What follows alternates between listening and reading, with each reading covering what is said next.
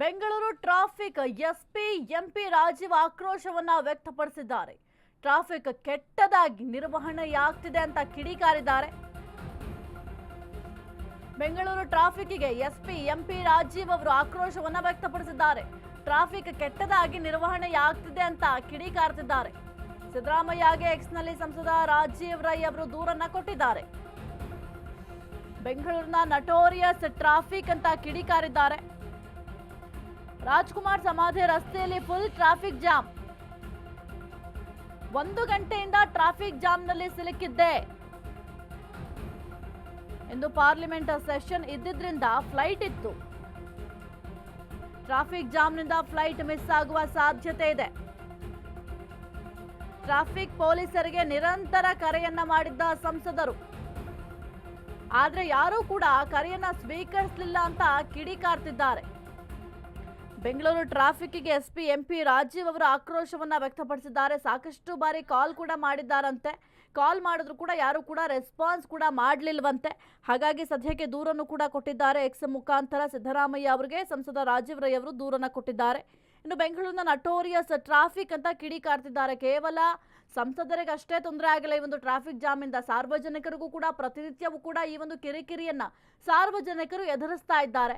ಆದ್ರೆ ಅವರಿಗೆ ಅನುಭವ ಆದಾಗ ಮಾತ್ರ ಅದು ದೊಡ್ಡದಾಗಿ ಸದ್ದು ಮಾಡುತ್ತೆ. ಎಷ್ಟೋ ಜನ ಈ ಒಂದು ಟ್ರಾಫಿಕ್ ಸಮಸ್ಯೆಗಳನ್ನ ನಿರ್ವಹಣೆ ಮಾಡಿ, ಈ ಒಂದು ಟ್ರಾಫಿಕ್ ಸಮಸ್ಯೆ ಮುಕ್ತ ಮಾಡಿ ಅಂತ ಎಷ್ಟೋ ಜನ ಟ್ವೀಟ್ ಮುಖಾಂತರ ಕೂಡ ಆಕ್ರೋಶವನ್ನ ವ್ಯಕ್ತಪಡಿಸಿದ್ರು.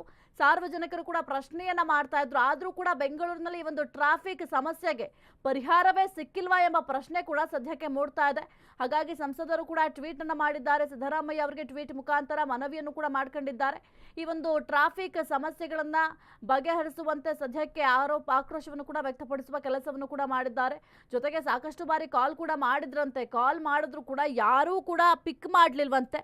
ಇಂದು ಪಾರ್ಲಿಮೆಂಟ್ ಸೆಷನ್ ಇದ್ದಿದ್ರಿಂದ ಫ್ಲೈಟ್ ಇತ್ತು. ಟ್ರಾಫಿಕ್ ಜಾಮ್ನಿಂದ ಫ್ಲೈಟ್ ಮಿಸ್ ಆಗುವ ಸಾಧ್ಯತೆ ಇದೆ ಅಂತ ಕಿಡಿಕಾರಿದ್ದಾರೆ. ಇನ್ನು ಕಾಲ್ ಮಾಡಿದಾಗ ಯಾರು ಕೂಡ ರೆಸ್ಪಾನ್ಸ್ ಮಾಡಲಿಲ್ಲ. ಜೊತೆಗೆ ಸುತ್ತಮುತ್ತ ಒಬ್ಬ ಟ್ರಾಫಿಕ್ ಇನ್ಸ್ಪೆಕ್ಟರ್ ಕೂಡ ಇರಲಿಲ್ವಂತೆ.